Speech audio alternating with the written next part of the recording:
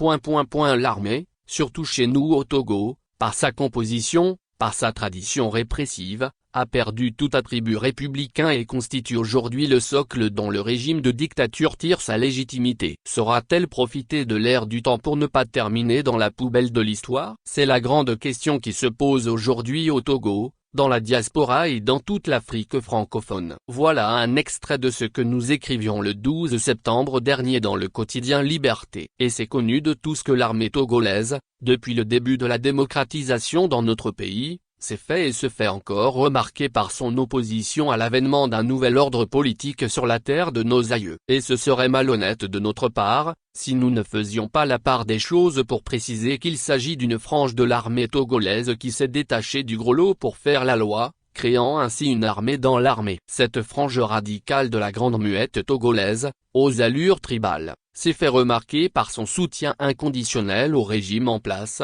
comme si le pouvoir politique était une question de lutte ethnique entre Togolais. Le pire dans toutes ces péripéties politiques au Togo depuis le début des années 90, dont cette frange tribale de l'armée est au centre, c'est la survenue de drames humains, conséquence des violentes répressions des populations, avec leur corollaire de blessés et de morts, d'assassinats ciblés de citoyens, civils comme militaires. Soldats subalternes ou officiers supérieurs furent victimes de ce que beaucoup avaient désigné par épuration ethnique. Les manifestations publiques contre le régime de dictature, initiées par le PNP, Parti national panafricain, et portées par toute l'opposition, en 2017 et 2018, furent encore une fois l'occasion pour cette armée pas comme les autres, de rappeler à tous ceux qui en doutaient encore, son caractère anti-républicain, en réprimant dans le sang et en organisant une chasse à l'homme à Lomé, dans le fief du PNP à Sokodé, et surtout en contraignant son chef, Salifou Tikpi Tchadam, à prendre le chemin de l'exil. Plusieurs dizaines d'innocents,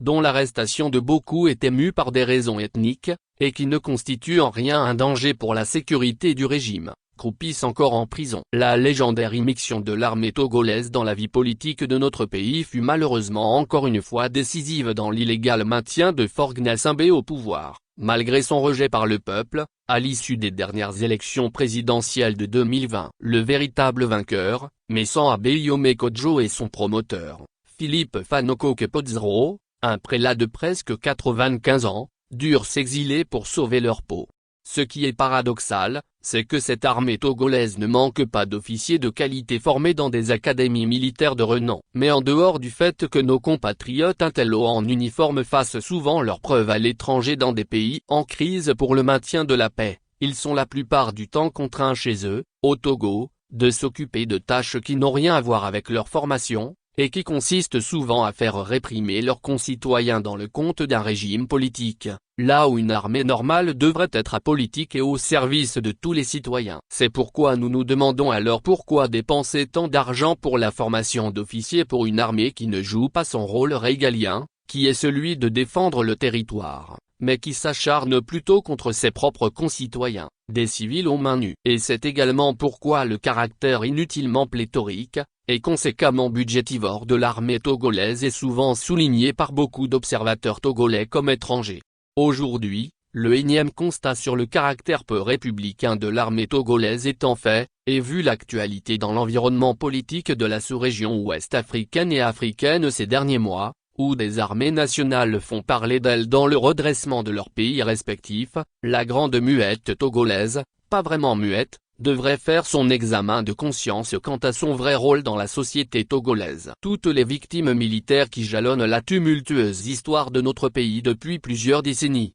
dont la dernière est sans nul doute le colonel Toussaint Bitala Majliba, tous les réfugiés militaires, dont les plus connus sont le commandant Olivier Ama et Akila Essoboko, tous deux de l'ethnie Kabylie, s'il vous plaît, montre à suffisance que tous ne sont pas d'accord avec la chape de plomb imposée à cette armée togolaise depuis Eyadema jusqu'à Faure Gnassingbé. Et comme nous demandions dans le titre de notre propos, l'armée togolaise étant désormais à la croisée des chemins, et qu'il n'est jamais trop tard pour se ressaisir et bien faire, saura-t-elle se rapprocher du peuple pour devenir une armée vraiment républicaine, pour que les générations futures et surtout l'histoire lui reconnaissent un jour des circonstances atténuantes, ou au contraire, le peuple togolais et son armée devraient-ils continuer à se regarder en chien de faïence? L'avenir nous le dira.